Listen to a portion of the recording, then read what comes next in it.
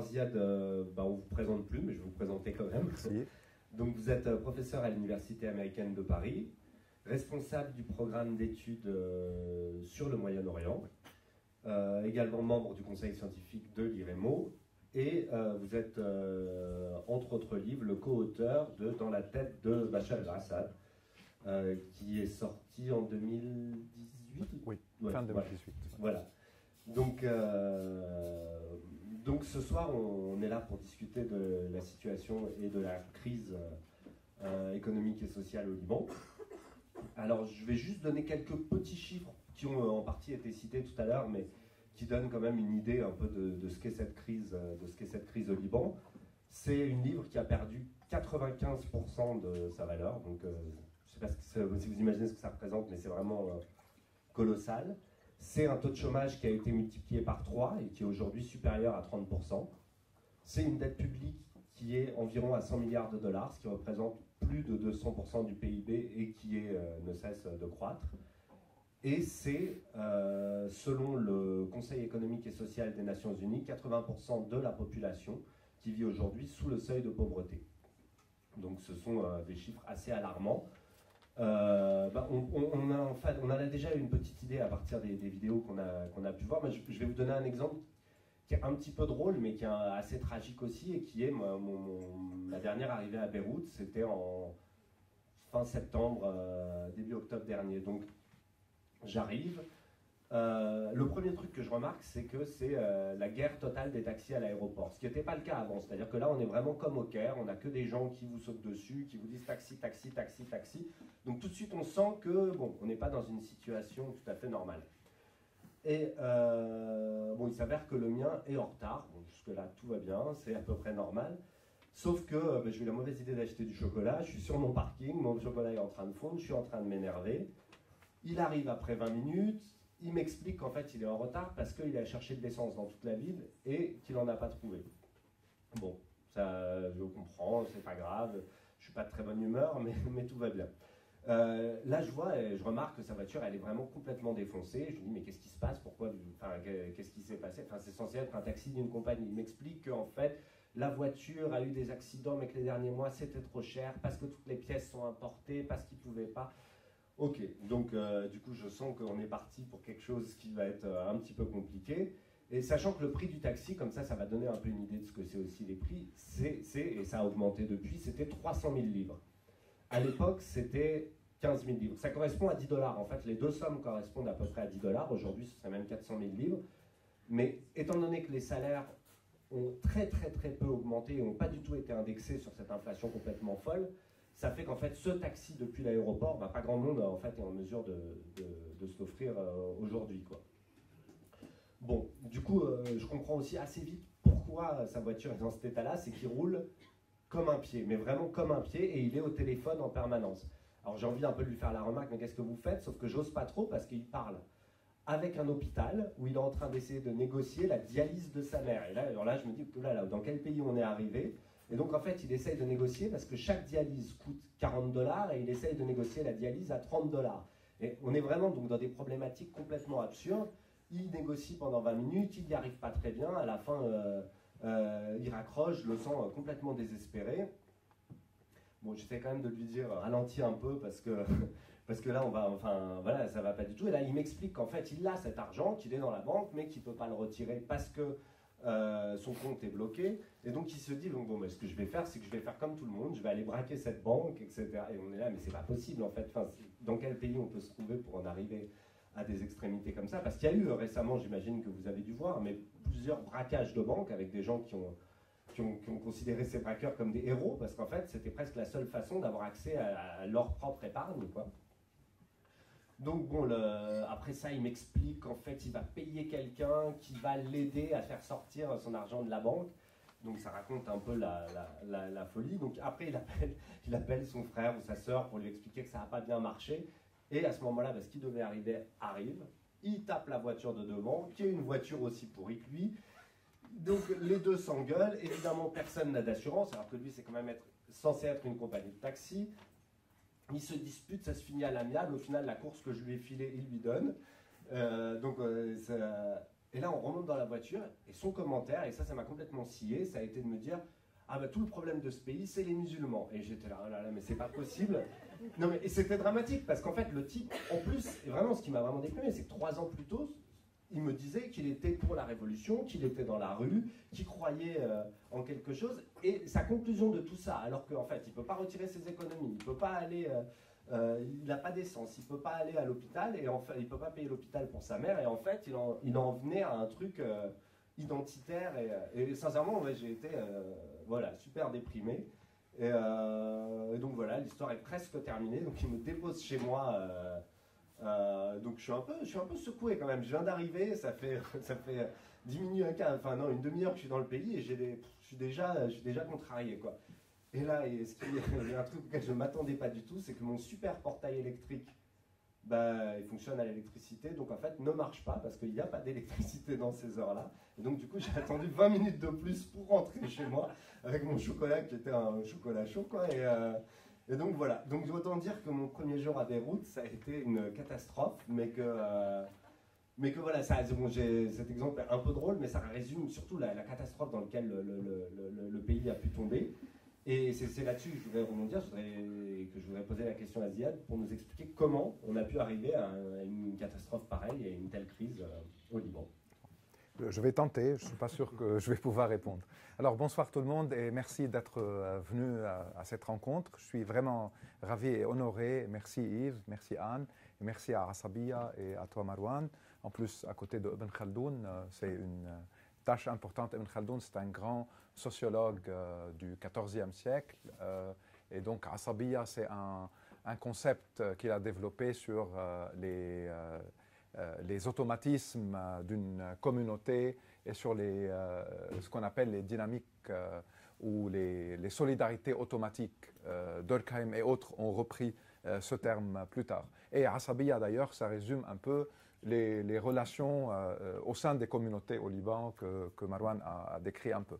Bon, juste parce que je vois des gens qui connaissent assez bien le Liban, peut-être mieux que moi, et d'autres qui le connaissent beaucoup moins.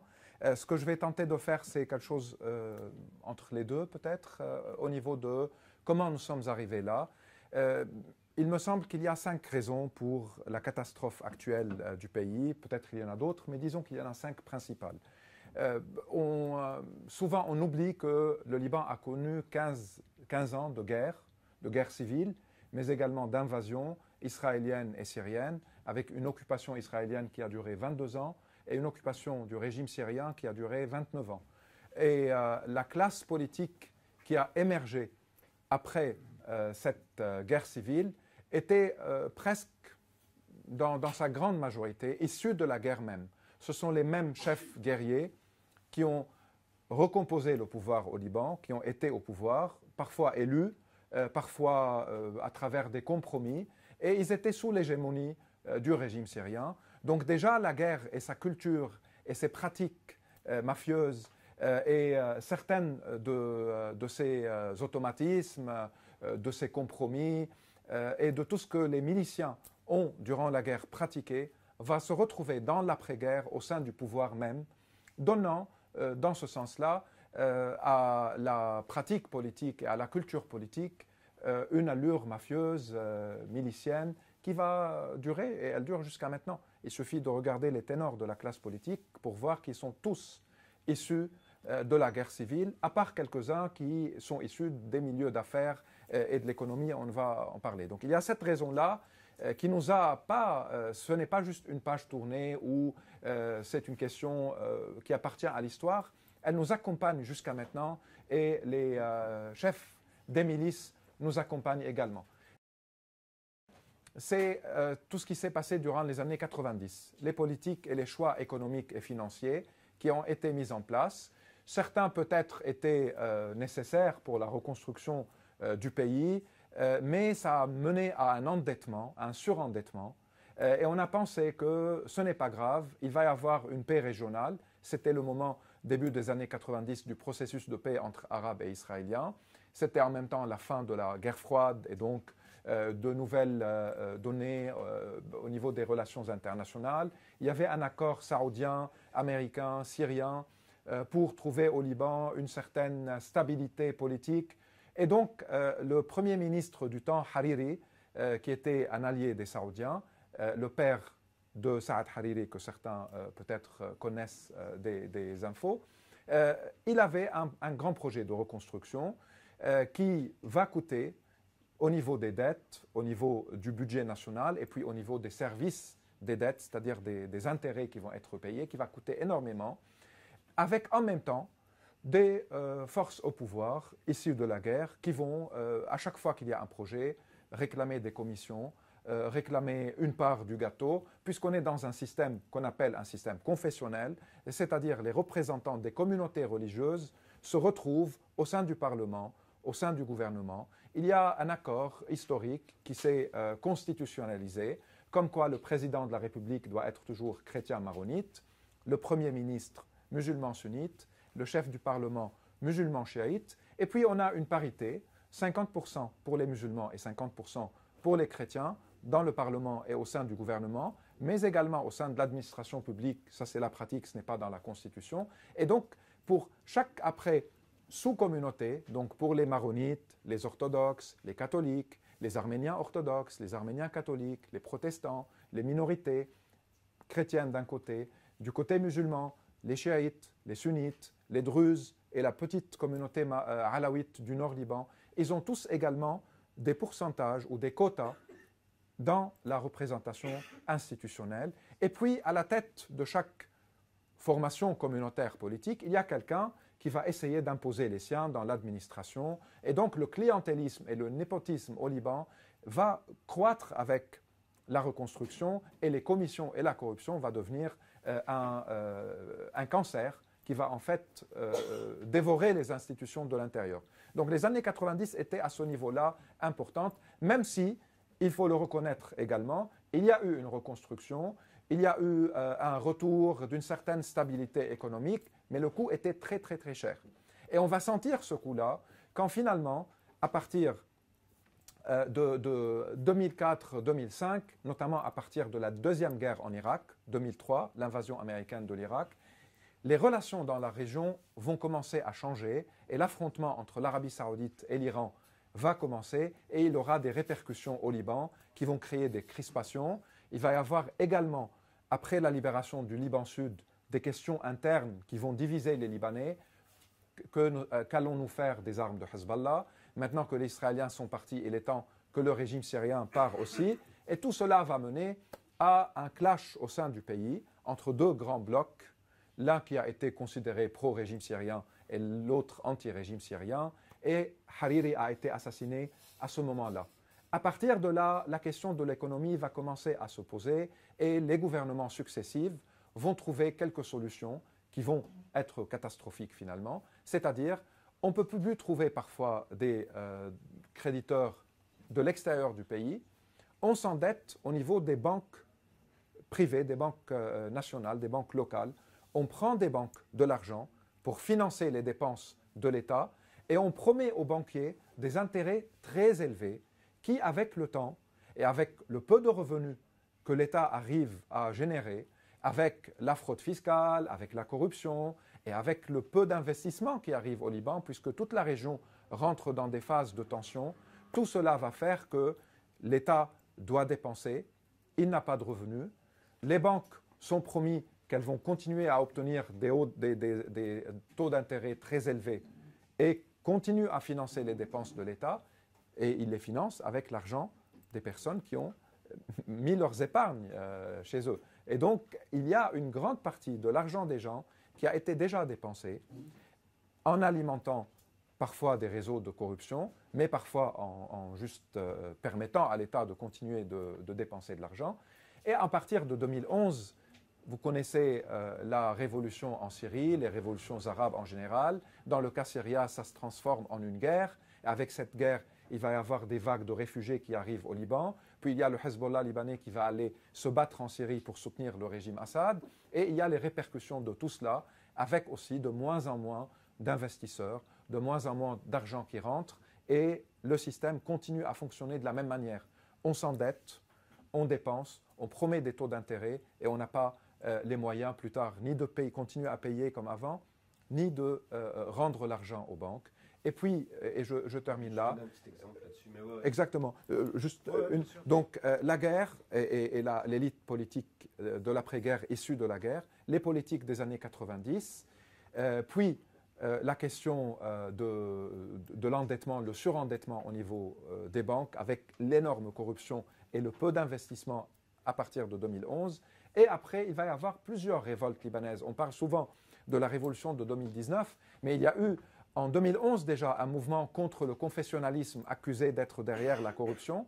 En 2015, il va y avoir une très grande campagne parce que l'État a arrêté de ramasser les déchets. En fait, c'est une société privée qui avait un contrat. Le contrat est terminé. Pour avoir un nouveau contrat, les ténors de la classe politique se sont entretués pour obtenir ce contrat-là. Et donc pour continuer à alimenter les siens et leur réseau. Et finalement, il n'y a pas eu d'accord. Et donc les poubelles, les déchets étaient dans les rues. Il y a eu des énormes manifestations avec le slogan « Tola'at rihatkon » où vous puez, demandant à la classe politique de dégager. Cette classe médiocre et corrompue, certainement, mais très rusée et habituée, avec une certaine résilience, capable toujours de naviguer à travers les questions confessionnelles, les asabiya qu'elle utilise pour mobiliser. Et puis, elle va réussir à se redresser jusqu'en 2019, quand il va y avoir l'énorme mobilisation et le grand soulèvement populaire ou la Saura.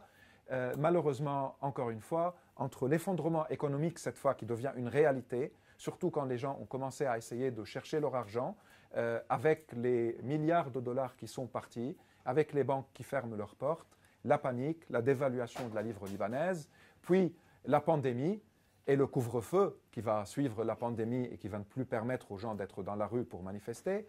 Puis l'explosion du port de Beyrouth, peut-être on pourra en revenir parce que là, ce n'est pas juste une catastrophe.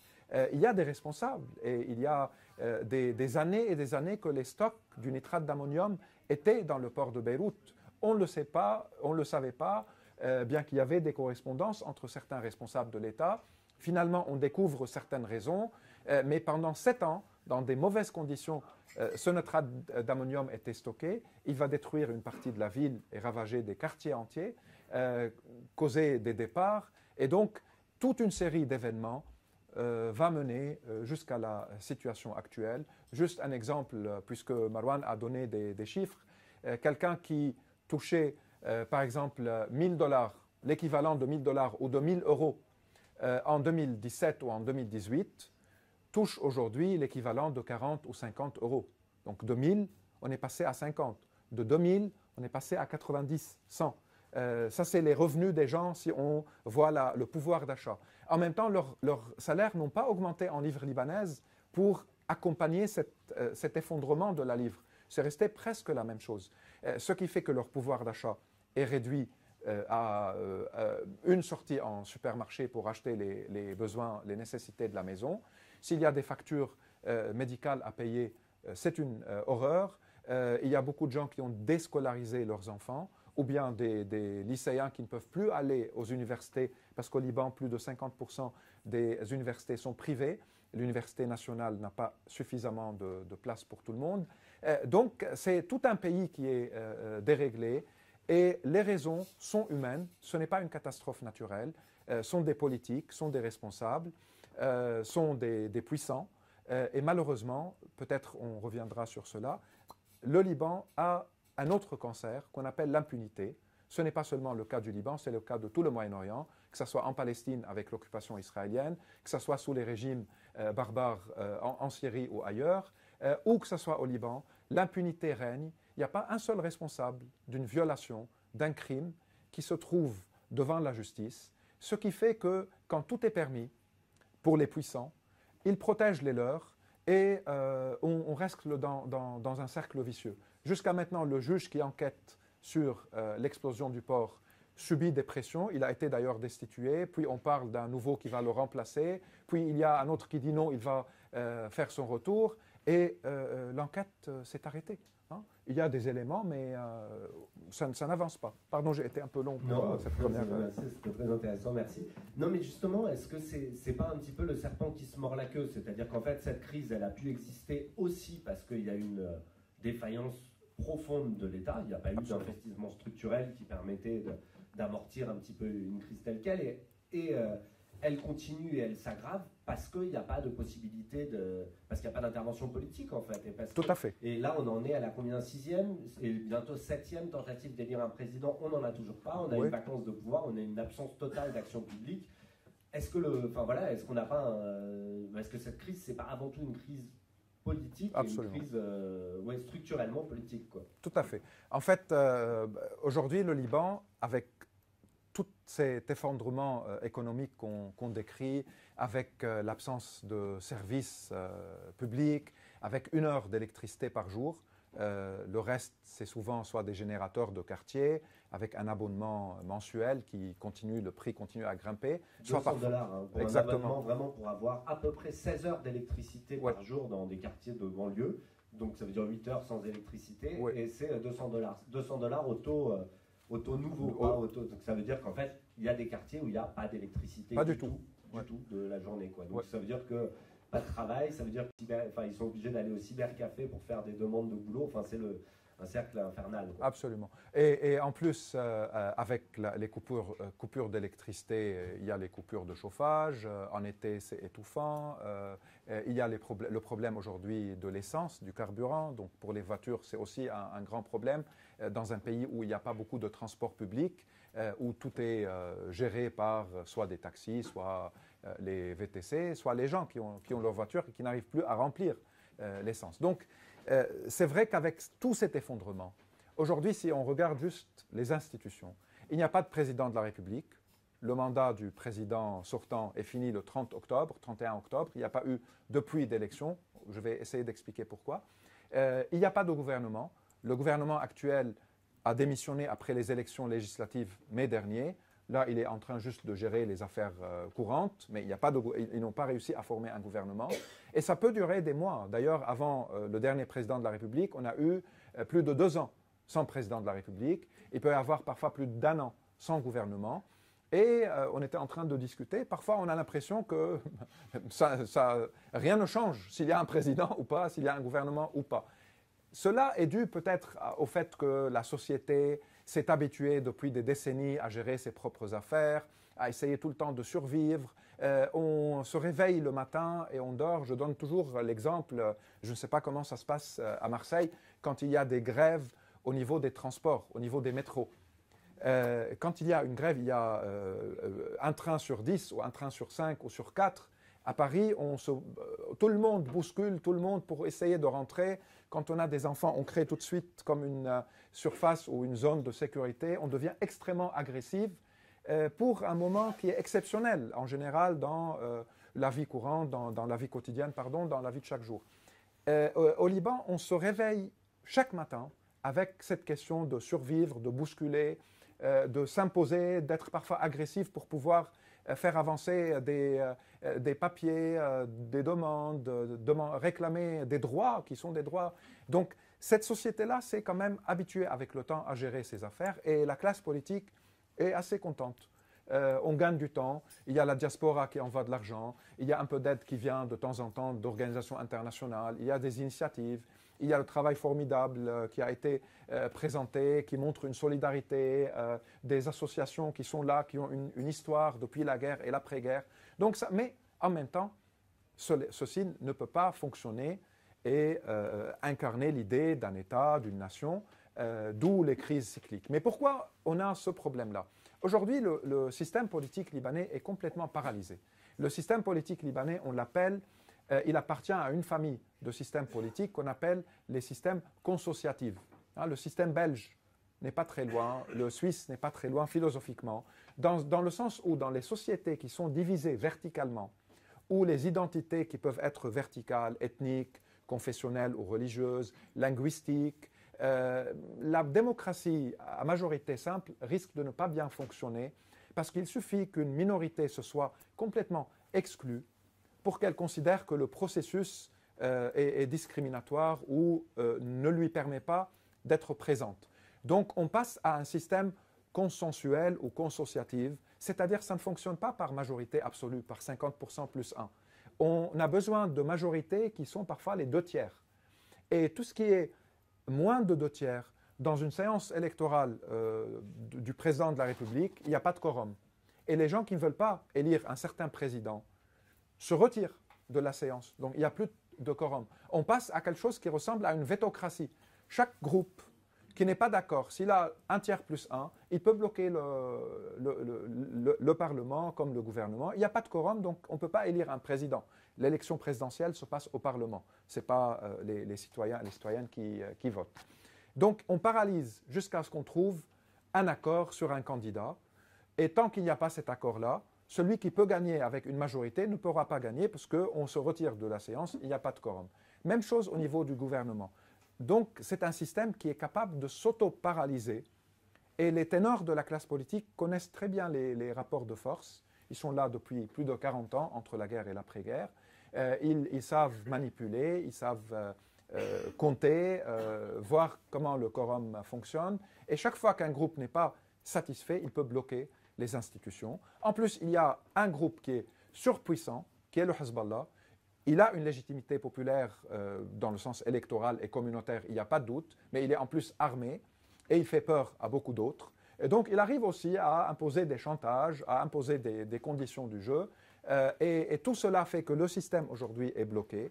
Il n'y a pas une volonté politique de le modifier, d'introduire des réformes. Il y a beaucoup d'idées de réformes sur la nécessité d'avoir à côté du Parlement un Sénat, de libérer le Parlement de la représentation confessionnelle pour que la représentation confessionnelle, si elle est une garantie pour certaines communautés, pour des raisons démographiques, elle se trouve au Sénat. Il y a des idées sur la décentralisation, sur l'indépendance du système judiciaire. Les idées de réforme ne manquent pas. Il y a des écrits et il y a certaines expériences qui ont élaboré beaucoup de projets. Mais pour le moment, entre le système lui-même qui se bloque et qui s'auto-paralyse, certaines lois défaillantes, genre la loi électorale au Liban, stipule que seuls les Libanais et les Libanaises qui ont 21 ans et plus peuvent voter. Donc tous ceux qui sont, et toutes celles qui sont entre 18 et 21 ans, qui font en principe le service militaire, qui ont le droit de conduire, qui ont le droit de consommer de l'alcool, qui sont jugés comme majeurs, ne peuvent pas voter. Pourquoi ? Parce qu'en général, les gens entre 18 et 21 sont libérés des réseaux de clientélisme, ils sont plus libres dans leur choix, ils ne sont pas encore dans la recherche d'un travail qui va peut-être nécessiter de frapper à la porte d'un notable ou de chercher une wasta, un piston. Donc on les exclut, sachant que si on parle de la sociologie des manifestants, la majorité de ceux et celles qui manifestent contre les forces du pouvoir ont moins de 21 ans. Tchouk, exclus des élections. Les femmes libanaises, même si au niveau de certaines libertés individuelles, on a l'impression que le Liban est assez, disons, différent, où la femme libanaise a quelques libertés et s'assume et s'impose au niveau de la sphère publique comme privée. Mais au niveau des lois, c'est extrêmement archaïque. La femme libanaise ne donne pas la nationalité ni à ses enfants, ni à son mari, donc à son conjoint. Elle n'est pas une citoyenne. Et toutes les lois communautaires, on n'a pas au Liban une seule loi de statut personnel. On a 15 lois différentes. Et il y a un refus total d'avoir une, même facultative pour ceux et celles qui ne veulent pas aller aux tribunaux religieux. On a 15 droits différents. Et dans les 15, il y a une discrimination faite aux femmes, que ce soit au niveau du divorce, de la garde des enfants et de l'héritage, chez les chrétiens comme chez les musulmans. Il n'y a pas un seul âge minimum de mariage, ce n'est pas 18 ans. Ça va de 9 à 15, à 12, à 18, selon les communautés et selon les chefs religieux et leur volonté.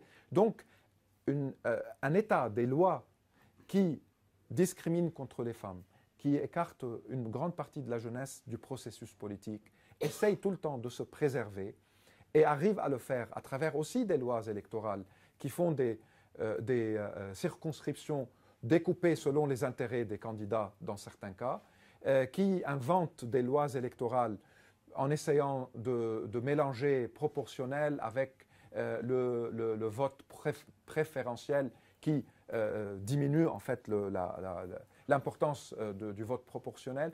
On a toujours des moyens avec le contrôle des médias, le contrôle de l'argent, toujours des moyens aussi d'avoir une grande influence. sur les élections. Et tout cela reproduit régulièrement les mêmes élites, le même système. Il suffit de voir les noms. Si ce n'est pas le père lui-même parce qu'il a été soit assassiné, soit mort, soit malade, c'est son fils ou son neveu ou son grand-fils après. Donc, c'est des traditions qui peuvent être parfois justifiées dans certains contextes si cela se fait démocratiquement, mais dans un contexte de clientélisme, de violence symbolique, de discrimination contre une partie de la société, cela devient juste une reproduction de la même élite responsable des mêmes crises et on sent qu'on tourne en rond. Justement, c'est intéressant ce que vous dites sur le fait de tourner en rond, parce que est-ce que c'est pas en fait le problème de ce pays depuis le départ? Je veux vous lire un tout petit texte, enfin un petit texte assez court, je ne vais pas être long, mais qui en fait dit que le problème il est peut-être plus ancien en fait. Donc que voyons-nous? Un peuple à travers tous les désordres et tous les scandales, ingénieux à se reconstruire, un État obstiné à se défaire. J'ai failli ne pas reconnaître mon Liban. Ce choc devant les choses retrouvées, cette sorte d'effroi panique qui de nous, au retour de chaque voyage, ne l'a ressenti jusqu'à la crispation. C'est que la mort ne nous a pas attendus pour travailler.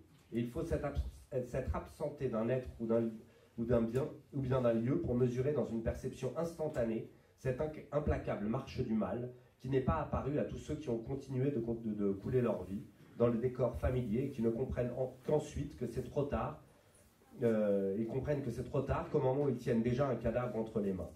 Mais jamais, à vrai dire, en débarquant à Beyrouth, je n'ai eu comme cette fois le sentiment de quelque accomplissement irréparable. 1000 petits signes, invisibles pour mes compagnons, manifestent un délabrement mortel. Les rues de la ville transformées en fondrières, 4 câbles téléphoniques pendant devant ma porte, un aspect de vaste débraillement, le geste un peu lourd des sergents de ville, l'aspect un peu plus lépreux des murs. Quoi, si vite, en moins de 10 mois? Un tel recul était-il possible? Était-il possible qu'un dépérissement se soit produit sans que 1200 000 Libanais aient hurlé en chœur à la mort? Donc 1200 000, 1,2 million. En fait, c'est un texte qui date de 1949. Et, non, mais c'est vrai, c'est ce texte, en fait, c'est un texte assez connu, puisque c'est l'éditorial de Georges Nakache, qui s'appelle « Deux négations ne font pas une nation », et qui dénonce ce qu'a été le pacte national de 1943. Et je vais juste lire le dernier paragraphe qui permet de comprendre ce qu'il veut dire. Le Liban, par peur d'être simplement ce qu'il est, et à force de ne vouloir être ni ceci ni cela, s'aperçoit qu'il risque maintenant de n'être plus rien du tout. Un État n'est pas la somme de deux impuissances, et deux négations ne feront jamais une nation. Et en fait, la question que j'ai envie de vous poser, Ziad, parce que c'est quand même, quand on se dit qu'en 49, on avait déjà ce sentiment d'un effondrement infini, on se demande de quel côté est le masque, en fait. Est-ce que les moments où on a l'impression que c'est à peu près normal et qu'on va quelque part, ouais, c'est pas l'exception par rapport à l'existence de ce pays qui a qu'un siècle, en fait. Et donc, quand on fait la somme des guerres, ouais, qu'il a eues, des crises qu'il a eues, c'est quasi infini. Et ouais, est-ce que le Liban, c'est pas, en tant que nation, un échec, d'une certaine façon, un siècle après? Oui, c'est un échec dans un sens, et en même temps, c'est une réussite dans un autre. C'est-à-dire, malgré tout ce qui s'est passé tout au long d'un siècle, 49 et 58, parce qu'en 58, le Liban a connu une mini-guerre civile. On s'entraînait pour la grande guerre qui va se déclencher à partir de 75. Et il a connu depuis une série de crises parfois existentielles. Mais le fait qu'il tient toujours et qu'il y a une société assez dynamique, le fait qu'il y a des gens qui continuent à travailler, à avoir un optimisme de la volonté, disons, plutôt que de l'intellect ou de l'esprit, tout cela fait qu'il y a un aspect qu'il faut défendre et on pourra en parler. Mais c'est vrai qu'en 1949, c'était la première crise politique dans le pays. Pourquoi? Parce que M. Nakache rentrait au Liban à un moment où c'était la fin du mandat du premier président de la République, Bachar el-Khouré, qui n'a pas voulu quitter le palais présidentiel, qui voulait un deuxième mandat. Or, la Constitution ne permet pas deux mandats, un seul mandat au Liban. Et donc, il y a eu une grande crise politique. En plus, 1949, c'est un an après la Nakba en Palestine, après le désastre palestinien, et c'est l'arrivée de à peu près 120 000 réfugiés palestiniens au Liban. Un pays qui faisait 1 200 000 personnes, donc 10% déjà de la population. Et ça a créé des crispations chez une partie des Libanais, une volonté chez les autres de montrer la solidarité et de considérer qu'ils font directement partie du conflit israélo-palestinien. Donc c'était un moment assez de fragilité nationale. Et pourquoi il a dit cette formule magique des deux négations ne font pas une nation? Parce qu'en 1943, quand il y a eu l'indépendance et le pacte national était entre deux figures politiques, l'une maronite et l'autre sunnite. L'une va devenir président de la République, Bachar al-Khouri, et l'autre Premier ministre, Riyad Salah. Le compromis, à ce moment-là, quand l'indépendance a été déclarée, puisqu'il y avait un certain malaise chez une partie des élites chrétiennes du détachement de la France. La France, c'est une garantie dans un sens, face à un monde arabe, à majorité musulmane, avec un projet de nationalisme arabe qui était encore en train d'évoluer, et bientôt il va évoluer avec la figure de Nasser, ce qui va en partie causer les crises des années 50. Donc il y avait une partie des Libanais hésitant un peu comment avoir l'indépendance tout en préservant des liens privilégiés avec la France et en se détachant du monde arabe. Il y avait d'autres Libanais qui étaient très hésitants par rapport à l'existence du Liban même, du côté musulman et certaines minorités chrétiennes, dans le sens où une grande Syrie, Syrie, Liban, Palestine, était plutôt l'ordre plus naturel historiquement selon eux de l'évolution territoriale dans la région. Il y avait d'autres qui voulaient aller encore plus loin. Le nationalisme arabe. Nous voulons une nation arabe. Pourquoi ce petit Liban et cette moyenne Syrie et cet Irak par là? Une nation arabe qui peut être porteuse d'un projet de renaissance, d'émancipation. Donc le compromis était qu'une partie des musulmans, on oublie temporairement le nationalisme arabe et la nation arabe et on accepte ce Liban, et une partie des chrétiens, on accepte le détachement de la France et le partage, ou le partage du pouvoir et la gestion de ce territoire-là qu'on appelle le Liban. Et donc, comme s'il y avait deux négations plutôt que deux affirmations pour ensemble construire une nation. Et ce malaise-là s'est installé en fait avec le temps. 58, les Libanais vont être divisés par rapport à deux alliances régionales, Nasser d'un côté et le pacte de Bagdad de l'autre. Le pacte de Bagdad était pro-américain. Il va y avoir une guerre civile au Liban qui évidemment s'articule aussi autour des questions de participation au pouvoir que les élites musulmanes réclamaient plus de quotas. C'était après le mandat français, dans les institutions, pour chaque 6 chrétiens, il y a 5 musulmans.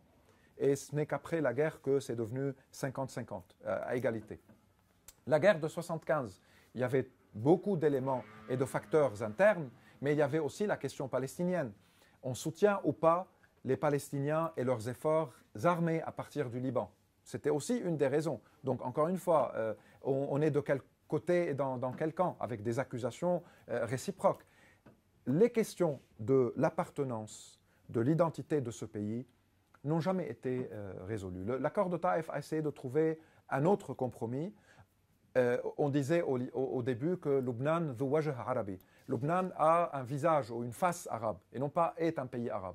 Taïf vient de dire non, c'est un pays arabe, mais c'est un pays définitif et éternel dans un sens. Donc ce n'est pas une étape en attendant un projet de nationalisme arabe qui s'élabore avec le temps.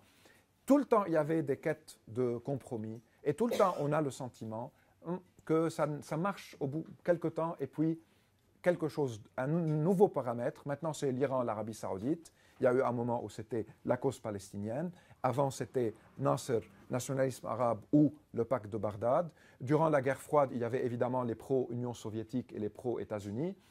Et toujours, cela trouve, au niveau des vulnérabilités du système politique et des questions confessionnelles, des possibilités pour créer une explosion. Et malheureusement, ça risque de continuer.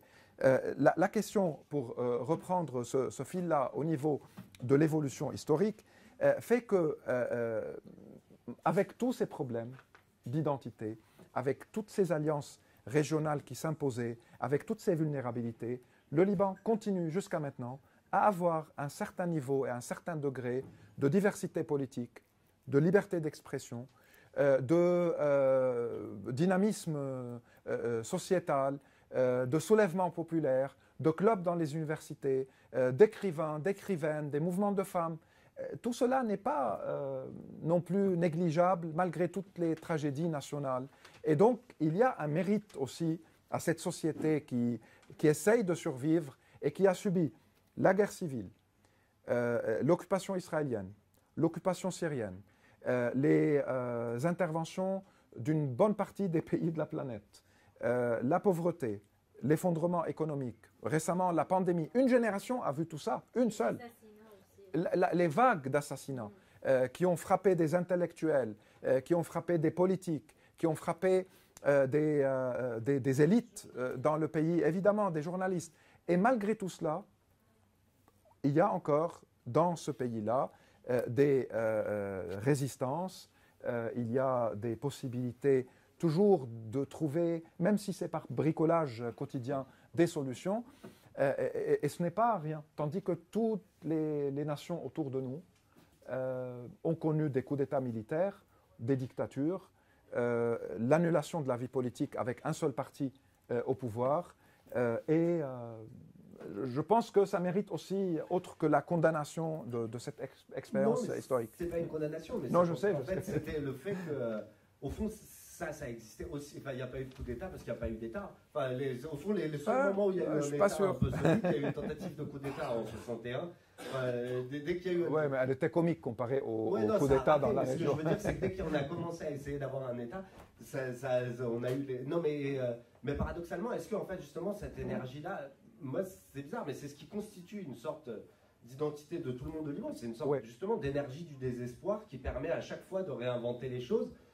Mais qu'est-ce qu'on peut construire là-dessus? En fait, là, pour revenir à la question de la crise aujourd'hui, je ne sais pas quelle perspective vous envisagez. Est-ce que vous avez l'impression que 2019, c'est annonciateur d'une révolution à venir?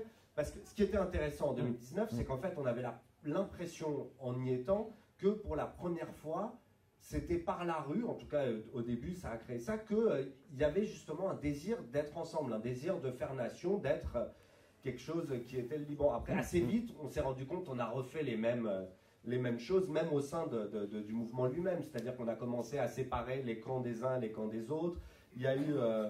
même moi, par exemple, je me rappelle en tant que journaliste, être allé à Jal el-Dib, où les gens me disaient... Moi, à Jal el-Dib, c'était donc du coup le camp, souvent des forces libanaises essentiellement, mais c'était un camp exclusivement chrétien. Et donc, en allant voir les gens, il y a des gens qui disaient... Oui, moi j'ai envie de passer à autre chose, j'ai envie de sortir de ça. Mais le problème, c'est que si je vais sur la place des martyrs, je vais entendre des gens qui vont insulter mes martyrs et ça va être trop dur à supporter. Mais même nous, entre guillemets, la jeunesse libérale, qu'est-ce qu'on a fait? On a fait le ring. C'est-à-dire, le ring, et c'est rigolo parce que le ring, il est né 2 jours après qu'il y ait eu toutes les polémiques autour de l'alcool ou pas sur la place. Non mais c'est vrai, et en fait, le ring, c'était le camp où tout le monde buvait, le camp où on dansait, où on faisait de la musique. Et on a recréé ces logiques et on a recréé aussi des logiques d'exclusion parce que le ring c'était à 2 pas de Khamza el-Khami où ils étaient là, mais en fait ils boivent, ils font la fête chez nous, qu'est-ce que c'est ce Liban? Et en fait, il y a eu un truc de cercle vicieux. Bref, tout ça pour vous dire, est-ce que justement cette énergie qui est née en 2019, vous pensez que c'est annonciateur de mouvements à venir? Est-ce que c'est par en bas seulement qu'on pourra trouver des solutions ou vous pensez qu'il faut des solutions institutionnelles? Enfin voilà. Ah non, j'ai le micro là. Moi, par exemple, tout ce que vous avez dit, moi, je ne trouve pas ça, c'est des défauts. C'est-à-dire qu'il y a des gens qui n'apprécient pas les positions politiques des autres. C'est très normal, ça montre une vie politique saine. Je ne suis pas obligé d'apprécier l'autre camp politique et son histoire que je ne considère pas la mienne. J'ai aussi mon histoire durant la guerre et après la guerre. Et on n'est pas obligé de se ressembler. Au contraire, ça c'est un bon exemple de diversité. La même chose pour la consommation de l'alcool ou pas. Notamment entre Ring et Khamda al-Rami. Pour moi, c'est un excellent laboratoire de diversité et de différence. La question des tendances aussi et des affinités différentes au sein de la Révolution. Il y avait au sein de la Révolution des gens radicaux qui viennent d'un background de gauche, qui veulent abolir tout le système confessionnel, qui veulent une laïcité. Il y avait des mouvements anarchistes, il y avait des féministes, comme il y avait des gens d'une certaine classe moyenne ou d'une bourgeoisie qui veulent bien que le système reste tel qu'il est, mais avec des réformes. Puis il y avait des anciens de partis politiques traditionnels qui sont au pouvoir et qui sont dans la rue parce qu'ils considèrent soit que Hezbollah, c'est le pire ennemi et il est le responsable de tout ce qui se passe, soit parce que ce sont les banques qui sont responsables de toute la catastrophe. Et quand on dit banque, donc on dit famille Hariri, etc. Moi, je trouve que c'est très normal et ce n'est pas du tout un signe de faiblesse ou de problème. La question se pose, que fait-on de cette diversité et comment réussir à fédérer autour de certaines questions et à préserver les différences autour d'autres? Moi, personnellement, je ne veux pas être dans le même camp avec des gens qui peuvent défendre un certain Liban auquel je n'appartiens pas. Et pourquoi pas? En France, je ne pense pas qu'on est d'accord avec tout ce qui se dit. Et il y a des projets de vision de l'identité française qui sont peut-être encore plus conflictuels que ce qui se passe au Liban. Évidemment. Mais c'est un moment révolutionnaire. En oui, fait. Le truc, oui. Tout de suite, mais n'en parlons pas même la Révolution française, si on rentre dans ces détails. Je ne suis pas pour les comparaisons historiques à ce niveau, ça devient très simpliste. Mais je veux dire que la question, à mon sens, se pose au niveau de comment sortir d'une situation qui a piégé tout le monde finalement. Parce que la révolution, il y a eu la contre-révolution. Ce n'était pas seulement la révolution. La contre-révolution a été menée d'une manière violente par Hezbollah, par les forces de sécurité après que Hezbollah leur a confié la mission. Et puis, il y a eu l'effondrement économique, il y a eu l'explosion du port de Beyrouth, il y a eu la pandémie, il y a eu l'oppression des problèmes financiers et des dépôts que les gens n'avaient plus la possibilité de retirer des banques. Donc, c'est une défaite de la Révolution qui était une défaite terrible et qui a poussé beaucoup de gens soit à partir, soit à boycotter les élections, soit à participer dans les élections. Et pour la première fois, il y a eu un bloc de 13 députés issus de cette contestation. Et c'est une première tentative ou une première expérience. Donc tout cela a fait qu'on n'a pas eu le temps de digérer, de respirer et d'avoir une expérience politique qui est capable de porter plus tard certains fruits. Mais pour revenir à la question de la réforme, moi je pense qu'il n'y a aucun moyen que ce système puisse gérer les crises et les digérer.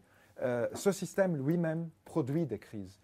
Ce système lui-même, qui a été aussi conçu dans les années 26, en fait, la constitution libanaise a été rédigée en 1926.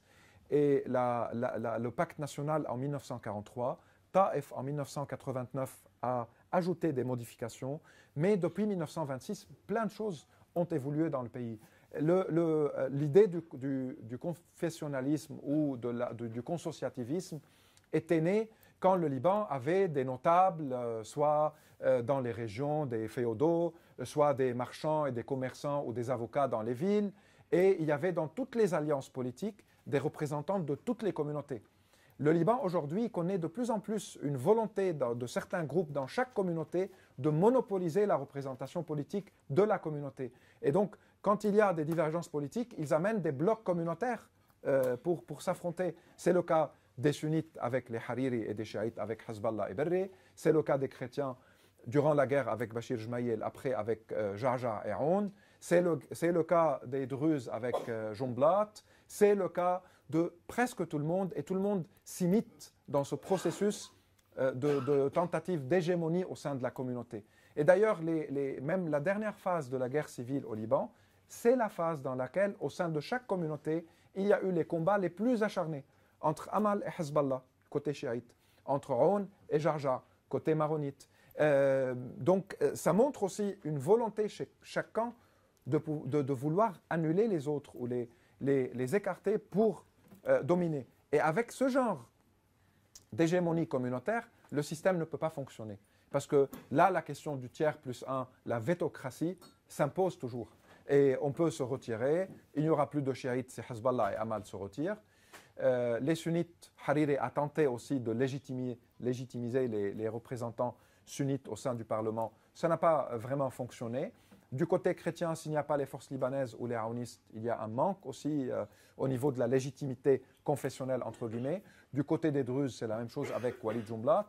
Et donc, on ne s'en sort pas, on revient à cette boucle qui nous enferme tous.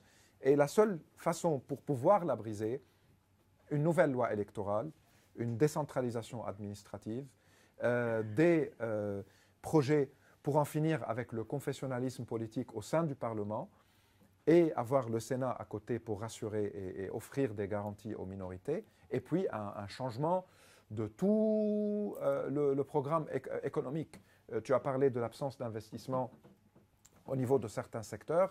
L'agriculture a été abandonnée, l'industrie a été abandonnée, on est resté juste focalisé sur les services, sur les banques, sur le tourisme.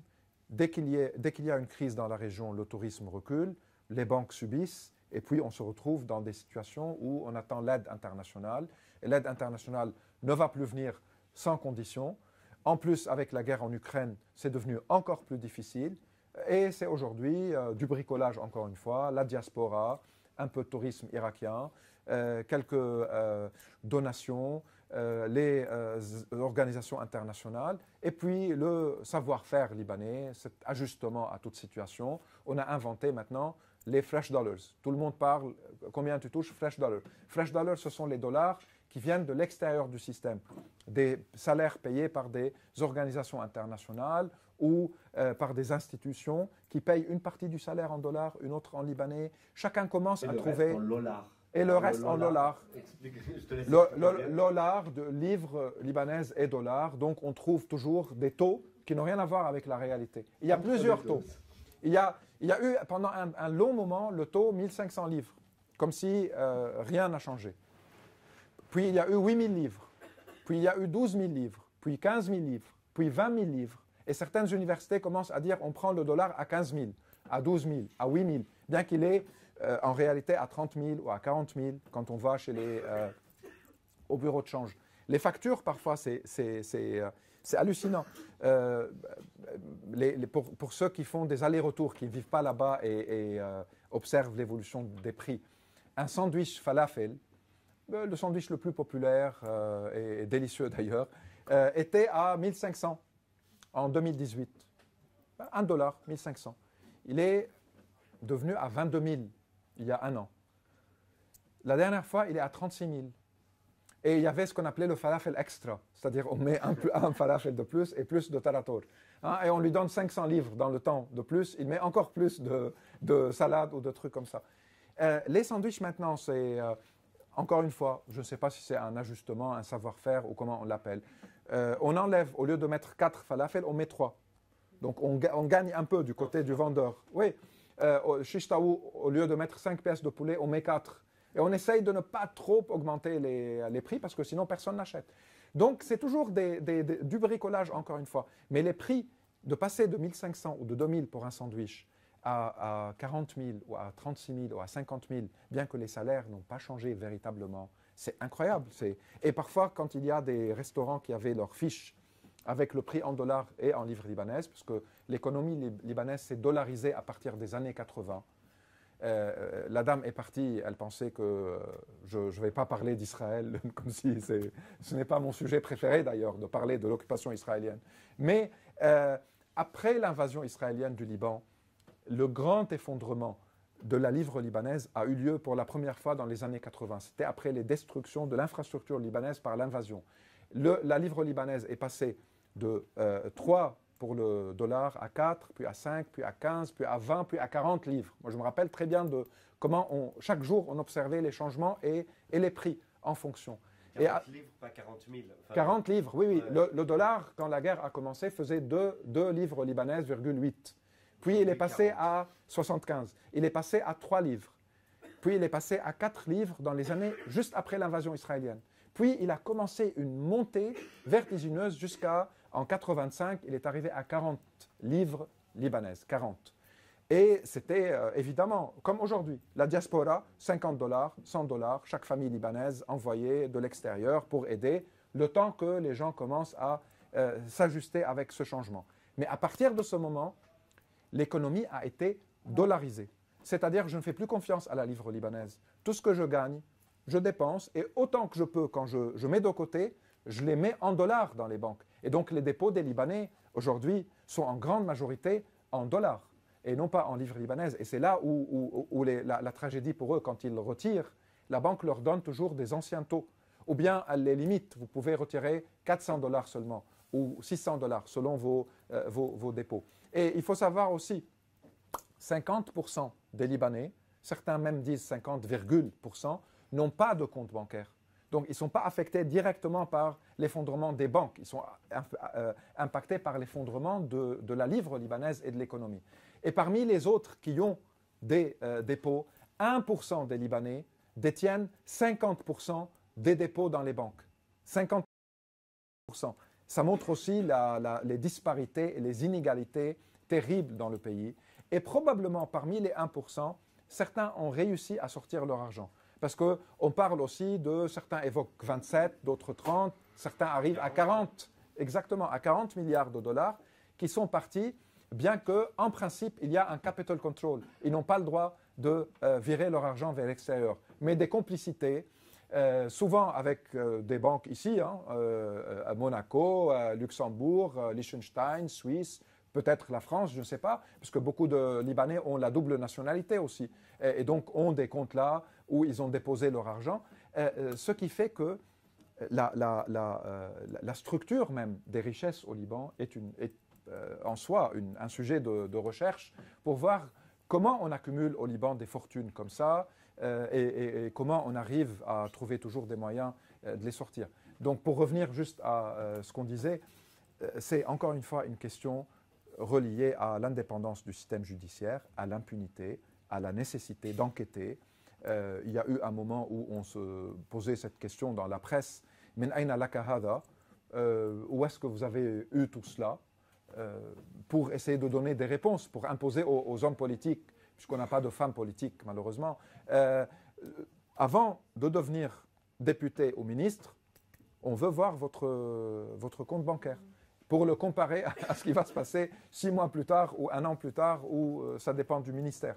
Donc, mais justement, c'est énormément de choses. Je vais rebondir là-dessus, Ziad, et après on va peut-être passer aux oui, questions. Oui. Mais il y a un truc justement où je ne sais pas très bien comment on peut s'en sortir, parce que moi, en tant que journaliste, j'ai animé un programme de formation au journalisme d'investigation sur place. Donc j'ai travaillé avec la plupart des journalistes d'investigation libanais.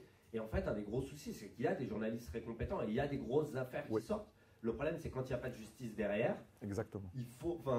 À quoi ça sert? C'est-à-dire qu'il y a des gens complètement. En fait, ça entretient la foi de peut-être un jour il se passera quelque chose. Il y a quelqu'un qui s'appelle Riyad Kobayashi, qui est complètement fou, qui continue, qui a peur de rien, qui continue à faire des enquêtes, à révéler histoire après histoire. Il y a un site comme Daraj, mais qui le fait aussi de façon très bien. Mégaphone, c'est moins enquête, mais ils font un boulot de qualité. Mais le problème, c'est qu'en fait, vraiment, c'est un boulot qui est fait pour la beauté du geste. Parce que, en réalité, on sait énormément de choses. On sort des affaires pas possibles. On sait d'où vient l'argent. On sait à qui il a été volé. Et les hommes politiques, ils sourient, en fait. Parce qu'ils savent que...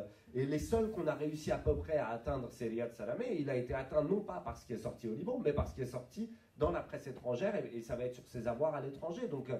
C'est pour ça qu'il faut sans doute des partenariats entre des médias libanais et des médias étrangers. Et moi, c'est un des trucs sur lesquels on avait bossé parce que, en fait, quand ça sort à l'étranger, ça permet à la fois de les toucher en termes de réputation et à la fois ça les touche aussi sur leurs affaires en dehors, parce qu'une bonne partie de ces affaires, elles sont en dehors. Tout à fait. Juste un exemple. De la fin et on va poser, un exemple. On a parlé du nitrate d'ammonium. Et comme tu disais, il y a des journalistes qui font un travail excellent. Il y a des enquêteurs et des juges et des juristes qui sont très courageux. Il y a le Mufakkir al-Qanounia qui fait un bon travail également. Il y a des associations qui essayent de documenter les violations du droit en général, certaines qui soutiennent les réfugiés. On n'a pas parlé du problème des réfugiés qui subissent énormément au Liban, que ce soit les réfugiés palestiniens ou syriens, les travailleuses domestiques et les travailleurs en général étrangers qui ne sont pas protégés par le droit de travail au Liban. Il y a un travail excellent qui se fait à ce niveau. Mais encore une fois, il n'y a pas un suivi juridique parce que l'impunité règne. Parfois même, j'ose dire que c'est devenu pervers parce que certains pensent que plus on est corrompu et plus on est intouchable, plus on est puissant. Et donc plus il faut travailler avec ce puissant-là. Et ces puissants protègent les petits corrompus et parfois sacrifient certains. Ce qui crée aussi toujours une dépendance. On est un petit corrompu, on a un corrompu plus grand qui nous protège, qui est protégé par un plus grand, et on peut être sacrifié parfois, et donc on doit montrer plus de loyauté pour ne pas être sacrifié. Ce qui fait que c'est encore une fois une des raisons qui explique comment le clientélisme enferme les gens et la corruption les enferme également.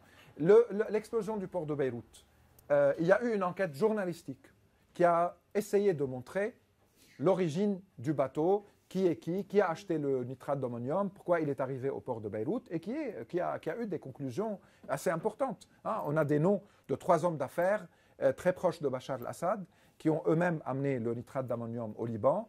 C'était probablement pour un usage dans les fameux barils explosifs que l'aviation syrienne larguait sur la population civile à Alep et ailleurs. Le stock s'est retrouvé au Liban.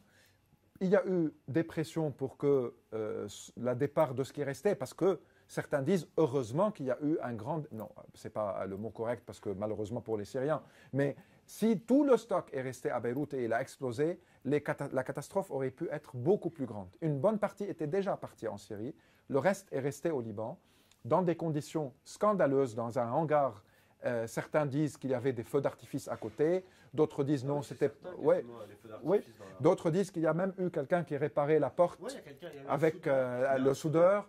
Donc, on était dans des rumeurs, mais petit à petit, ces rumeurs commencent à se confirmer. Pendant 7 ans, il y a eu des correspondances entre des responsables dans le port, de la douane, qui disaient « mais c'est pas possible, il y a là une bombe nucléaire, il faut faire quelque chose ». Elle partait chez le président, chez le Premier ministre, le ministre des Transports et des Travaux publics, rien. Pendant 7 ans, jusqu'à ce que ça a explosé. Pourquoi ça a été amené au Liban? On dit parce que, vu les sanctions, ils ne pouvaient pas l'amener à l'attaquer directement chez Assad, donc ça passait par le Liban avec les complicités libanaises connues. Bon, qui les a transportés en Syrie? Pourquoi c'est resté comme ça? Qui a donné l'ordre de souder? Qui a mis les feux d'artifice à côté? Pourquoi ce n'était pas bien couvert? Certains disent qu'il y a des gens même qui pensaient que c'était pour des fertiliseurs ou pour des raisons agricoles. Donc on pouvait aller se servir, si possible, de quelques sacs. Plein de choses. Et jusqu'à maintenant, ça fait plus de 2 ans maintenant, 4 août 2020, donc 2 ans et quelques mois, on n'a pas encore la version claire, on n'a pas une enquête crédible. Et quand certains évoquent une enquête internationale, ça devient contre la souveraineté, et bien sûr une souveraineté qui n'existe pas. Mais ça, c'est la question de l'importance de la justice. Juste un petit commentaire, parce que ça m'est resté là, par rapport à Israël et par rapport à la question palestinienne. Quand j'ai parlé des acteurs régionaux et internationaux, j'ai parlé des acteurs qui ont une influence sur les blocs communautaires. Au Liban, il y avait des agents israéliens. Il peut y avoir toujours des agents israéliens, mais ce n'est pas vrai, le narratif de certains, que toute une communauté était collaboratrice avec l'occupation israélienne. Et ça vise spécifiquement la communauté maronite. Ce n'est pas vrai. Il y a des acteurs maronites qui ont collaboré avec Israël, comme il y a des acteurs maronites et non maronites musulmans qui ont collaboré avec le régime syrien. Je ne mets pas Israël à égalité avec la Syrie, mais je mets à égalité le régime syrien et tout autre État qui viole le droit international, notamment l'État israélien qui viole le droit international en Palestine, au Liban, au Golan occupé, et qui est le plus impuni dans toute la région. J'irai même plus loin. L'impunité israélienne est à l'origine, dans un sens, des impunités des régimes barbares dans le monde arabe. C'est cette impunité-là qui a encouragé les coups d'État militaires et l'arrivée au pouvoir des profils Assad et Saddam et autres. Ce sont les 53 vétos américains qui ont protégé l'impunité israélienne, qui ont encouragé la Russie à utiliser 13 fois ces vétos pour encourager et protéger l'impunité assadienne. Donc, c'est une question, encore une fois, un cercle vicieux, et briser l'impunité est nécessaire. Mais Israël n'est pas un acteur qui a une influence majeure sur les processus politiques au Liban. Ce n'est pas vrai. Il peut bombarder, il peut occuper, il peut envahir, mais il n'est pas décideur de ce qui se passe au Liban. Ceux qui décident étaient le régime syrien, l'Arabie saoudite, l'Iran, les États-Unis et parfois la France.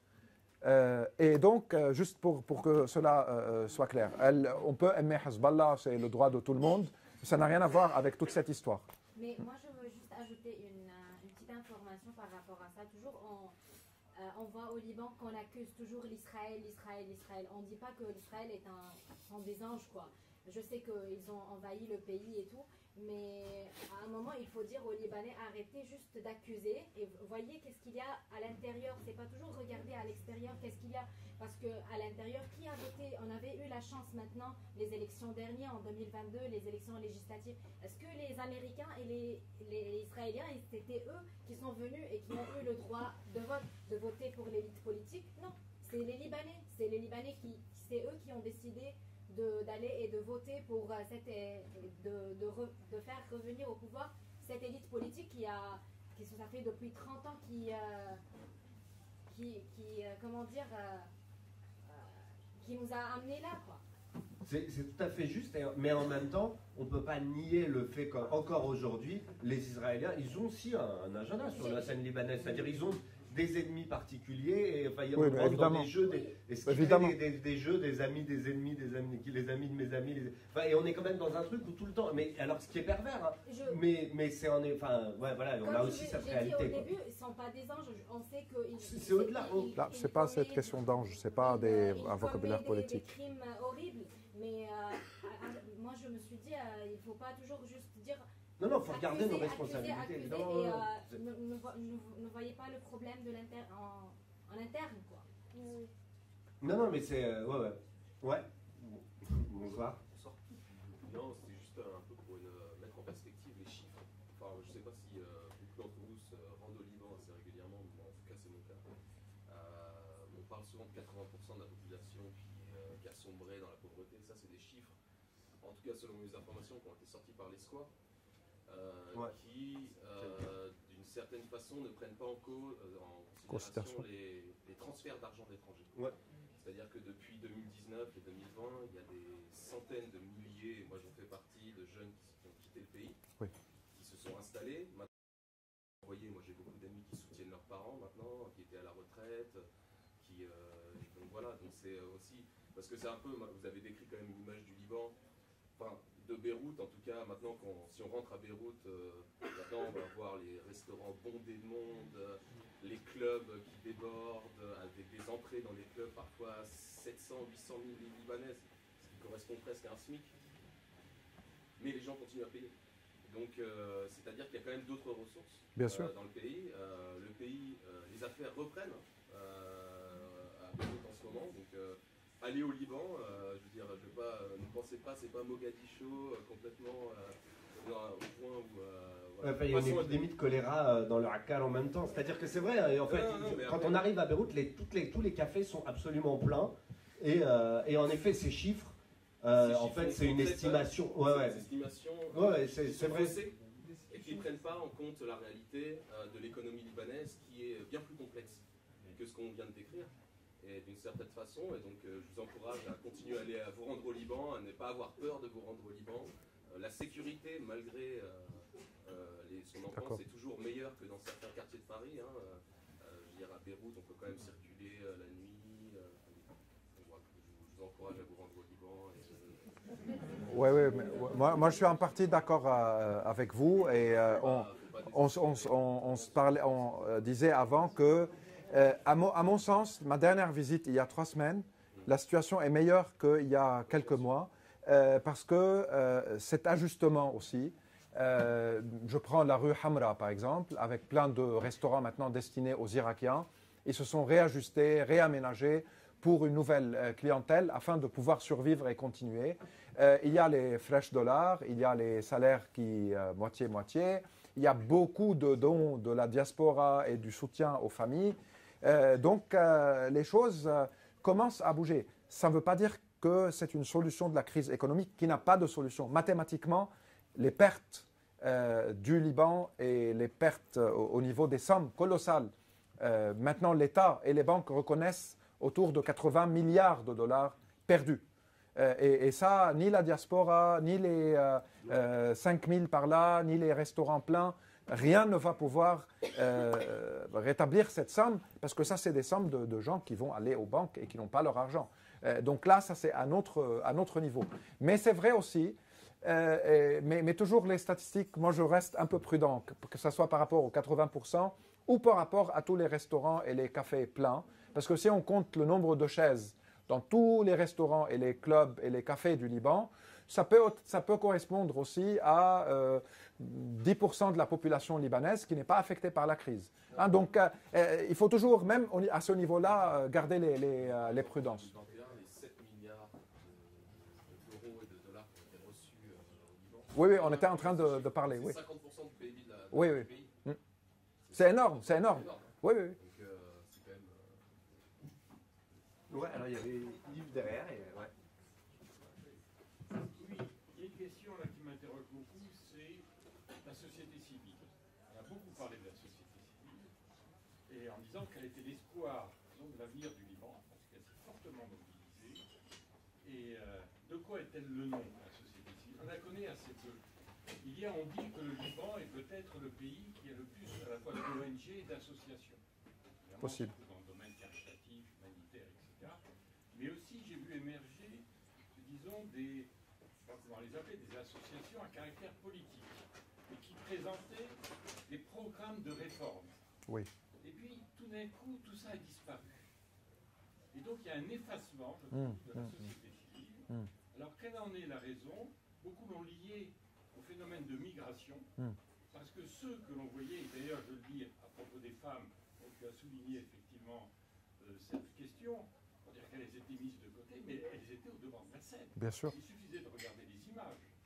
Et puis, alors tout ça a disparu, donc il y a différentes raisons, hein, sans doute, et puis aussi sur le confessionnalisme.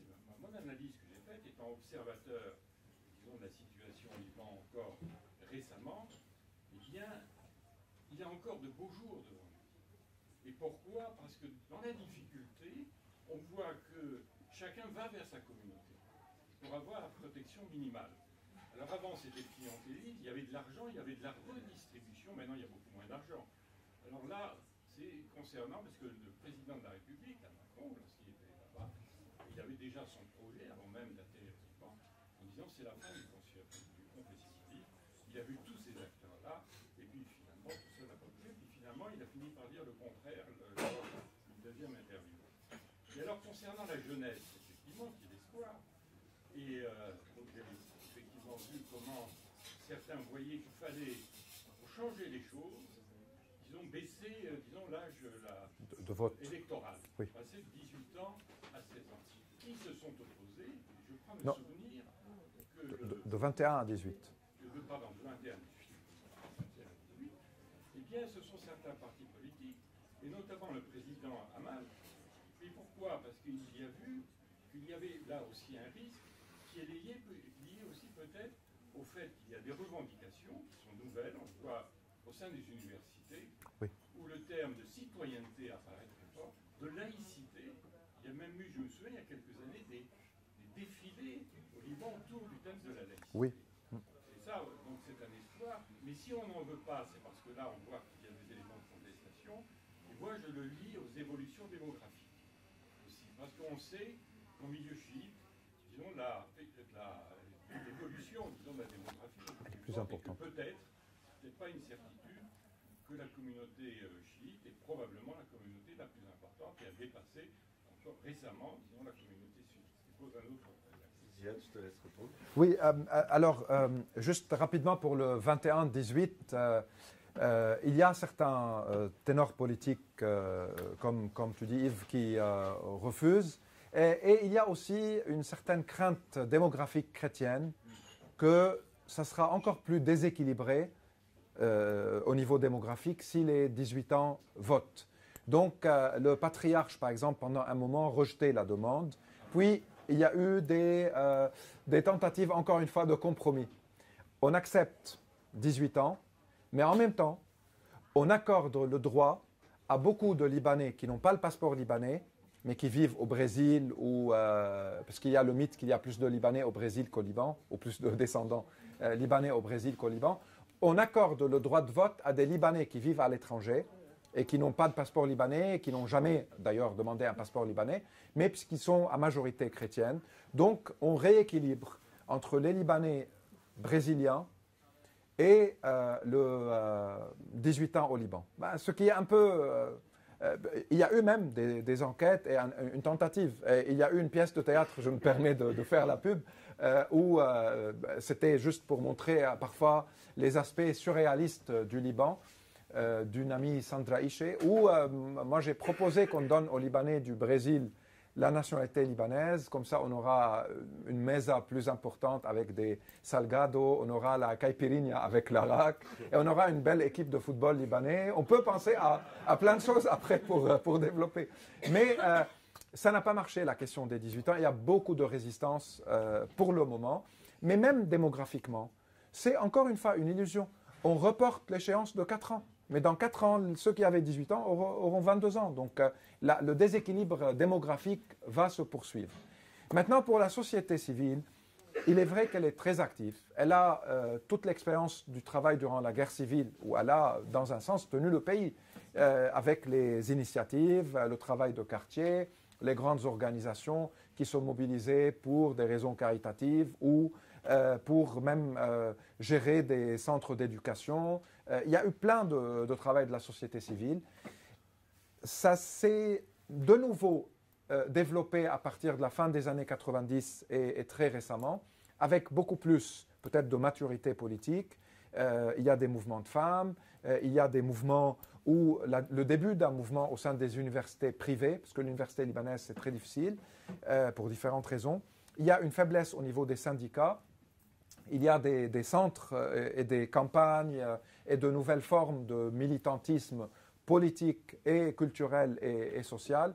Mais encore une fois, il y a une déconnexion entre ce monde-là et les processus politiques directs. Parce que les gens hésitent s'ils participent aux élections ou pas, s'ils se présentent en tant que candidat ou candidate ou pas, quelles sont leurs chances. Il y a eu des listes qui ont été formées dans les dernières élections et 13 députés issus de ces mouvements-là ont été élus. Certains préfèrent utiliser le chiffre 11, d'autres montent jusqu'à 20. Mais il y a un petit bloc au sein du Parlement qui est issu de cette société civile. Elle a été énormément affaiblie par l'effondrement économique et beaucoup de gens essayent juste de travailler, de survivre. Beaucoup affaiblie par les départs de dizaines de milliers de Libanais et de Libanaises, notamment de cette phase d'âge jeunes professionnels, étudiants universitaires, étudiantes universitaires, qui sont partis vers les pays du Golfe, Canada, États-Unis, Europe, notamment France. Et puis, il y a un certain, j'ose dire, désespoir qui s'est installé dans certains milieux, surtout après l'explosion du port, parce que c'est un sentiment d'insécurité qui était devenu dominant. Donc, il y a un moment aujourd'hui où peut-être on ne sent plus cette euphorie de la société civile ou ce dynamisme, mais ça peut reprendre. Et moi, juste votre remarque sur la question de sécuritaire, moi, ça me travaille beaucoup. Tous les Libanais savent que dans les maisons, on cache l'argent. On met du cash parce que les banques, personne ne fait confiance, on n'utilise plus les cartes. Tout le monde a sous les matelas du cash. Et je vois régulièrement les rapports. Il n'y a pas une montée des vols ou des agressions ou des gens qui se donnent des couteaux pour arracher un porte-monnaie ou un téléphone. Il y a évidemment des crimes et des vols, etc. Mais ça ne correspond pas du tout au potentiel de vol et de crimes qui existe avec la quantité de cash, d'argent en dollars, comme en livre libanais, qui est dans les maisons, où tout le monde n'a plus le choix. Il y a recrudescence des chiens méchants. Mais franchement, la dernière fois, non mais vraiment, dans mon immeuble, il y en a 2 qui en ont acheté. Dans le quartier, il y en a partout. Oui, mais ils ont le moyen en plus d'acheter les chiens et de les promener. Ils achètent le chien pour protéger l'argent dans le matelas. Enfin, c'est vraiment il y avait une autre question. Ouais. Oui, en fait, vous venez un peu d'y répondre, c'était sur la question des migrations, justement, parce que justement, avec la Saoula, j'ai eu l'impression que beaucoup de gens ont été tentés de revenir au moment de la 2019, puis finalement, des dizaines de milliers, voire je crois même j'ai entendu des chiffres, je ne sais pas si c'est vrai, mais plusieurs centaines de milliers de Libanais sont partis. Oui. Donc vous venez un peu d'y répondre, mais du coup, c'est quoi la conséquence pour le futur du Liban quand on sait que c'est souvent justement cette jeunesse assez éduquée, etc., qui s'en va? Et une deuxième question qui serait, et du coup, quel est le rôle de la diaspora, à la fois renforcée par ces populations-là, mais même une diaspora plus ancienne, et là, du coup, ça fait un peu quoi le rôle qu'elle a joué dans les dernières élections, le fait qu'elle ait pu voter, enfin voilà. Oui. Non, ça c'est très important, évidemment. Moi, je connais plein de gens qui sont rentrés au Liban en 2017, en 2018 et en 2019 et qui ont tout perdu. Ils ont vendu leurs biens, et ils sont rentrés, déposé leur argent dans le pays en considérant que ça va aller, on prépare la retraite. Les taux à ce moment-là. Donc, en fait, les intérêts étaient très élevés en plus. Et ils ont tout perdu. Il y a des gens qui sont rentrés pour d'autres raisons, parce qu'ils considéraient qu'on peut changer des choses, c'est un moment important. Autour de la révolution d'octobre 2019, il y a eu également beaucoup de départs, peut-être pas pour s'installer, mais pour rendre visite.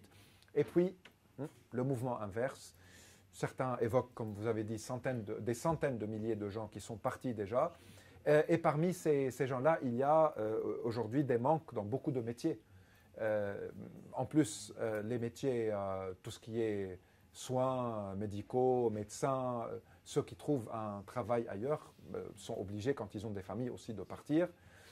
Et donc, il y a des besoins, il y a des manques, et ça ne va pas être évident de combler tous ces besoins-là. Puis, au niveau universitaire, il y a beaucoup de départs. Mais là, justement, vous savez tous que maintenant, non pas toutes, mais certains savent, que les universités libanaises privées ont commencé maintenant à négocier les ouvertures de campus à Paphos et à Anapa en Chypre, où les tuition fees, les frais de scolarité vont être considérables, et ça va les aider à s'autofinancer et peut-être avec le temps de financer le campus. L'Université américaine de Beyrouth fait cela, l'Université de Balaman fait cela, LAU a fait un truc à Dubaï. Ils commencent tous à trouver des moyens pour préserver une partie de leur démographie, pour attirer des étudiants arabes ou étrangers qui veulent être dans la région. C'est 20 minutes de vol. Et ils ont des facilités là-bas parce que ça permet à des villes touristiques en été de vivre toute l'année du côté chypriote. Donc, on trouve toujours parfois des ouvertures. Je ne dis pas que ça c'est une bonne chose, mais c'est du bricolage. Puis, il y a un grand problème pour tous les... ça fait 2019, 2020, 2021 et bientôt 2022 et bientôt 2023. Chaque année, il y a celles et ceux qui ont fini leurs études universitaires et arrivent au marché de travail. Qui va travailler à $50, si on parle de livres libanaises, à $60, à $70?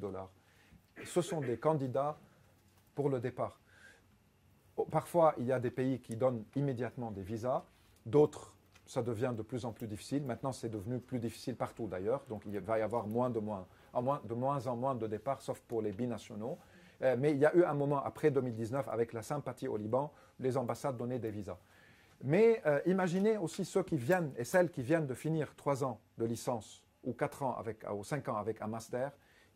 Elles arrivent au marché de travail et les salaires sont terribles, sauf si on trouve une organisation internationale, une institution qui donne moitié dollar, moitié livre libanaise, sauf si il y a les fameux fresh dollars, etc. Mais ça reste quand même limité et ça va avec le temps. Il va y avoir une énorme accumulation de retard d'embauche et donc un problème de chômage majeur qui va toucher des catégories éduquées et venant à l'origine de certains milieux même aisés ou disons de la classe moyenne. Et il y a, désolé, la pauvreté aussi et les problèmes de chômage et tout ne sont pas identiques dans toutes les régions. Les régions où on avait moins de dépôts dans les banques, où la pauvreté était déjà là, trouvent peut-être parfois des moyens de surmonter les terribles conditions d'une manière différente que là où tout est soudain. Tout a soudain basculé et tout s'est effondré. L'ajustement est plus lent. Donc ça dépend aussi Et finalement, il y a eu un accord, puisque certains, même ta remarque, il y a eu un accord entre Hezbollah et Israël sur la délimitation des frontières. Et donc, ça c'est aussi les prix des terrains, les prix fonciers dans le sud Liban commencent à augmenter et certains ont un espoir que ça va augmenter avec le temps, même si peut-être il ne va pas y avoir du gaz. Ou on a laissé dans l'accord, il n'y a pas de mécanisme de trouver des solutions s'il y a un conflit sur l'exportation ou sur l'exploitation de gaz. C'est le médiateur américain qui décide. Et c'est Total qui gère avec son associé italien et qui donne après aux Israéliens une partie du bloc de Qana, tandis que le bloc de Kaddish, que Hezbollah au début avait dit qu'aucun compromis là-dessus, est à 100% israélien maintenant. Donc la délimitation peut créer quelques dynamiques positives économiquement parlant dans le sud Liban, même si il y a des doutes sur l'existence même du gaz. Et si jamais il existe et il est utilisable, ça va prendre 6 ou 7 ans parce qu'on n'a pas l'infrastructure. On va avoir des partenariats avec Chypre et autres. Mais ça peut être aussi un paramètre d'espoir ou de faux espoir, mais tant mieux s'il donne un peu d'espoir pendant quelques années. Oui, il y a une question derrière. Vous évoquiez la possibilité d'une sortie du système confessionnel d'une certaine manière au Parlement, en tout cas, avec des garde-fous pour les gens qui seraient inquiets. Quel soutien vous voyez pour une telle solution, à la fois dans la population générale, dans la jeunesse éduquée et dans l'élite, on va dire, des 1% qui ont une partie des leviers qui pourraient amener vers ce résultat, et surtout quel scénario vous voyez pour justement faire qu'il y ait cette transition et que une partie des gens qui sont si fortement accrochés au pouvoir soient obligés de le lâcher. Oui. Alors, juste, il y avait une dernière question et après on arrête. Moi, je veux juste poser une question par rapport à lorsque Ziad, vous avez parlé des crises qui ont eu lieu dans le pays. En fait, vous avez peut-être pas évoqué la question après l'assassinat de Hariri, il y a eu une division, la révolution de la division entre 14 mars et 8 mars. Et en fait, on peut dire de ce qui s'est passé que cette révolution a pu constituer deux partis politiques, disons, ou deux camps, oui, et où on ne voit pas beaucoup la confession, c'est-à-dire on voit en 14 mars, il y a eu des chrétiens et des musulmans et des... Et au 8 mars aussi. Et en fait, ce que je voulais juste poser une question, vous pensez quoi c'était quoi la différence entre ce qui s'est passé à Sabatash Tishrin le 17 octobre par rapport au 14 mars 2005. Et on n'a pas parlé de ça. C'était quoi vous pensez quoi? Oui. Alors, deux choses avant de répondre à la question, d'essayer de répondre à la question confessionnelle. Le 2005, suite à l'assassinat de Hariri, deux camps politiques se sont constitués. Un camp où il y avait un leadership chiite avec des chrétiens et un autre où il y avait un leadership sunnite avec des chrétiens. Donc c'était confessionnel. C'était surtout un clash sunnite-chiite avec les chrétiens divisés et, disons, dans les deux camps. Mais ça révélait une lutte entre l'élite sunnite et l'élite chiite pour la prise du pouvoir dans l'ère post-syrienne. Parce que 2005, son grand acquis, c'est la libération de l'hégémonie syrienne. Après le grand acquis de 2000, qui est la libération de l'occupation israélienne. Donc 2005 a eu cette puissance-là de mettre fin à l'hégémonie syrienne, mais ça a révélé aussi et ça a incarné une lutte confessionnelle dirigée par les chiites d'un côté et les sunnites de l'autre, suivie par des assassinats. 2019 et 2005 aussi, ce n'était pas la rue sans leadership. Ce sont les mêmes ténors corrompus qui étaient dans les deux camps. Donc le camp 14 mars était dirigé par une partie de la classe politique actuelle et le camp du 8 mars était dirigé par la classe politique actuelle.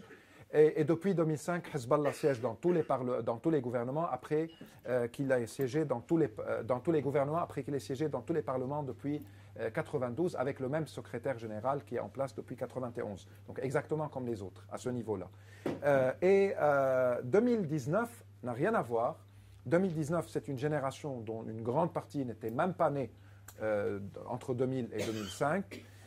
Ils étaient contre la classe politique, y compris ceux qui ont dirigé 2005 dans les deux camps.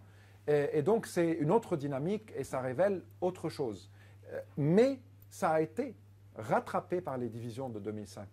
Et Hezbollah et certains de ses adversaires ont tout fait pour pousser à la reconfiguration qui ressemble à 2005, afin d'affaiblir cet élan de certains acteurs qui étaient contre les deux camps. Et ça a, dans un sens, marché. Et au sein de la contestation ou de la révolution, il y avait ceux qui étaient surtout anti-Hezbollah ou surtout anti-Banque et anti-Hariri. Et ça a aussi permis à un certain retour au mécanisme de 2005. Mais moi, je ne suis pas tout à fait d'accord avec l'idée que le confessionnalisme a rattrapé tout ce mouvement. Parce qu'il y a encore des clubs qui gagnent des élections dans les universités, et non pas des petites universités, mais des grandes universités mixtes, université américaine, université Saint-Joseph, dans le Nord, dans plusieurs régions. C'est vrai que ce sont des universités privées, donc il y a une certaine classe sociale qui y va. On ne peut pas généraliser à partir de là. Mais quand les clubs laïcs, avec un background de gauche, gagnent la majorité ou le tiers ou le quart ou 10% du corps électoral dans ces grandes universités, c'est un changement qui n'est pas négligeable, je pense. Surtout que face à eux, il y a des grosses alliances confessionnelles et parfois qui regroupent des gens du 8 et du 14 mars pour faire face. Est-ce que cela veut dire qu'il y a un rapport de force favorable au dépassement du confessionnalisme? Honnêtement, moi je pense que non. Je pense que le rapport de force actuel est toujours du côté du confessionnalisme, avec peut-être des demandes de réforme d'ici, avec une certaine réclamation chiite d'une moussalassé ou de rééquilibrer ce qu'on appelait dans le temps troïka et de lui donner un autre sens institutionnel ou constitutionnel cette fois.